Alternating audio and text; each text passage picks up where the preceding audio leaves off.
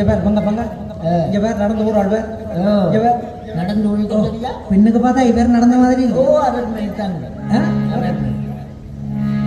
அம்மாவுக்கு தெரியும் இந்த உள்ளதானே அதான் இந்த உடம்பினுடைய ரகசியம் அம்மாவுக்கு தான் தெரியும். உடம்புல ரகசியம். இந்த உடம்புக்கு ஒரு ரகசியம் இருக்கு. உடம்புக்குள்ள உடம்புக்கு ஒரு ரகசியம். உடம்புக்கு ஒரு ரகசியம். ஆமா அது என்ன ரகசியம்? இந்த உடம்புக்கு ஒரு உடம்பு இருக்குது, அதுக்குள்ள கொஞ்சம் காத்து இருக்குது, அது எங்களை காத்து இருக்குது.